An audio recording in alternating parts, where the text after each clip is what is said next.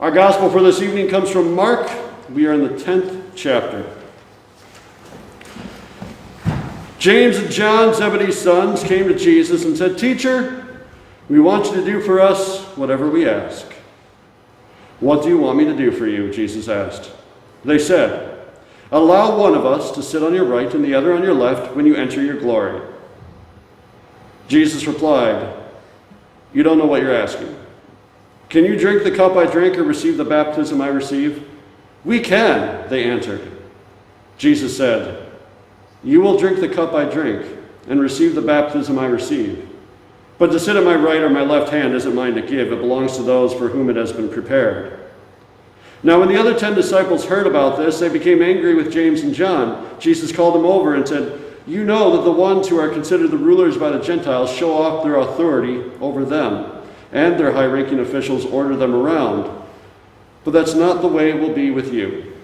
Whoever wants to be great among you will be your servant. Whoever wants to be first among you will be slave to all. For the human one didn't come to be served, but rather to serve, and to give his life to liberate many people." The Gospel of the Lord. Praise to you, O Christ. Please be seated.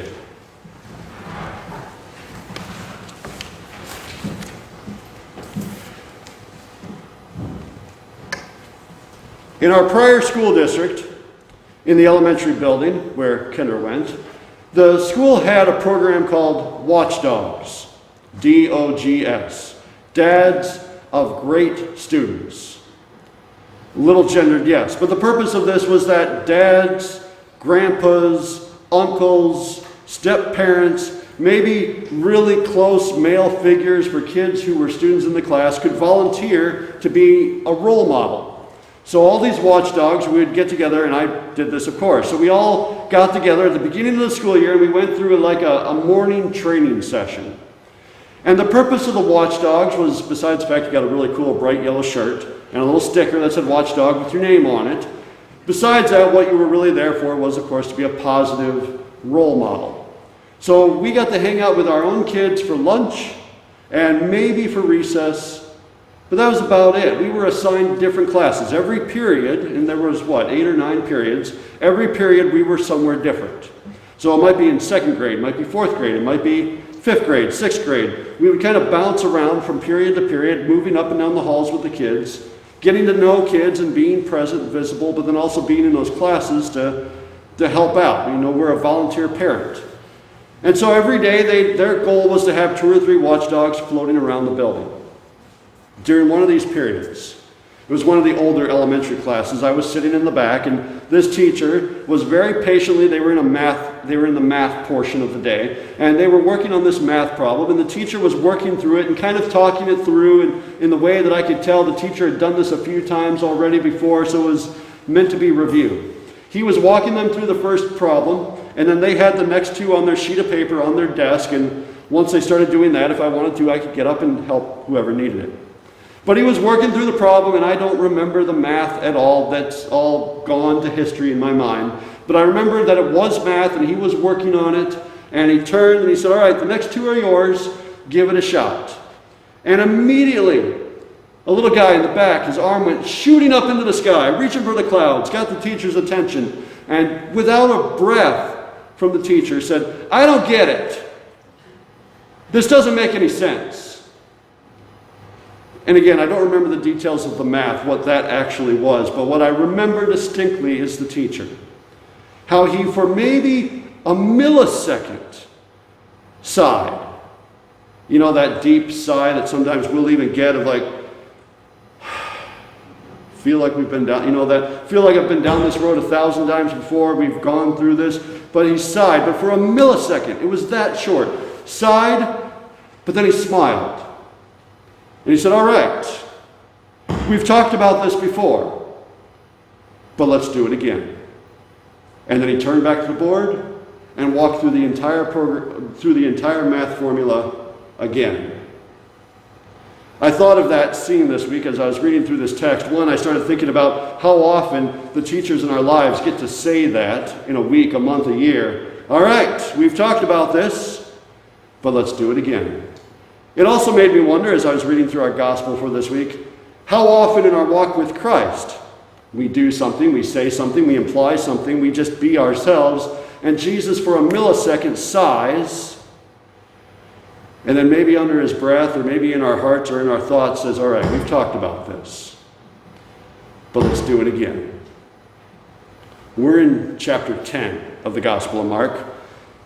We don't have it in our reading, but it happens in verse 32, so right before where our Gospel starts. Jesus tells the disciples for the third time, they're on their way to Jerusalem. For the third time he has told them, I will be arrested, I will be put on trial, I will be tortured, and I will die. He's proclaiming the cross.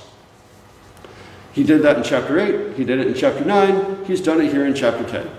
So he's laying the groundwork, and he's been telling the disciples this over and over, and he tells us this over and over. I mean, we come to worship every week, and we hear about the cross. Jesus tells us about our call to be compassionate and all the work that we are called to do on behalf of our neighbors. Jesus is laying out the words of the cross to tell us that our call is to take ourselves out of the center, out of the conversation, and maybe take ourselves out of this building and out of ourselves so that we can serve the vulnerable, the oppressed, the neighbors, our family, our co-workers, those who are longing for good news and may not know the nearness of Christ. 3 times, chapter 8, chapter 9, chapter 10, Jesus talks about the cross. Inevitably, because the disciples do this, their response to the cross is to ask some sort of question or to do some sort of thing that really doesn't have anything to do with the cross at all, or even with Jesus, but it's really about themselves. At one point, the disciples hear about the cross, and they start bickering amongst themselves, hoping Jesus doesn't hear them, about who's going to be the greatest of all of them. There's another point where Jesus tells them, through the message of the cross, our call is to serve the vulnerable, and he uses kids as like the living example of, be like this, love these people. Here's literally what you do. This is the cross. And the disciples respond by taking a bunch of parents and folks who bring their kids and trying to shove them out of the room so they can have more time with Jesus. And now here we are, chapter 10, heading down the road. They've heard this before. And James and John scurry up to Jesus and try to pull him off to the side. We can imagine maybe Jesus is out in front of the disciples. Maybe at this point, he's had a lot of the disciples and he needs a little time by himself. Walks ahead of the crowd. James and John scurries up to be next to him. They kind of tug on his cloak a little bit and say, Jesus, we got a question. And Jesus plays along. And they say, put us at the right and left hand of you in your glory. So there's a lot of different ways we could interpret that verse, but there's a couple that maybe we could boil it down to. One, back in chapter 8, before this whole cross scenario started being played out, Peter calls Jesus the Anointed, which means the Messiah, which means Christ, which sounds like he's close, and he is, but he's not quite there. Anointed, Messiah, Christ could also mean king. So even though Jesus has been talking about this thing of the cross, and he's going to be arrested, and he's going to be put on trial, and he's going to be tortured, and he's going to die, that's all great, but maybe he's just like, laying a worst case scenario. But the reality is he's anointed. So when we get to Jerusalem, maybe what he's going to start doing is knocking around a few heads, and he's going to be king, and when he is king of the nation, of God's people, well then, there's a couple of spots there at the table that might be open. Maybe James and John can put in their resume now. That in and of itself is a little cringeworthy, but there's another interpretation that's maybe even a little bit more cringy. What if James and John get it? What if they know that Jesus is going to die? What if that's beginning to register in their mind and they're beginning to think for themselves, job opportunity? Or maybe what they're starting to think for themselves is if Jesus is going to die and go to wherever it is that Jesus goes after he dies, and he's going to be with God, that maybe when he gets there, he could slap a couple of post-it notes on the seats that are next to him at his right and his left at the throne of God. Whatever James and John were thinking, and we have no idea what they were thinking, what we encounter in this text is the same thing that we encounter, you and I encounter in our relationship with God. Jesus calls on us to serve the vulnerable, to serve the oppressed, to take ourselves out. Take ourselves out of the conversation, take ourselves out of the building, take ourselves out of the center, and James and John step right into the middle, which is where you and I like to place ourselves as well. When we start calculating the risk and wondering what could happen, and then also like James and John, we may not put it in the same language as him, we may not be quite as cringy or direct, but we may even be calculating to ourselves, what's the payout in the end? If we're going to be the good, faithful congregation of Christ that's going to stand with the vulnerable, that's going to proclaim Black Lives Matter, that is going to walk with LGBTQ neighbors, is going to do all these things that many people may be uncomfortable doing, we know that we might, well, let's be honest, we might struggle a little bit with that. We might struggle as a congregation. We might struggle with some of our numbers. We might struggle with how we look in the community. So wouldn't it be great to know that we're doing all of this and at some point we're going to get the reward. At some point we're going to get the payout. At some point we're going to see the people in our pews, or maybe we're going to know that we've caught the ear or the eye of God. James and John have put themselves in the center of the conversation, even though Jesus keeps telling us that we have to take ourselves out. And we all do it.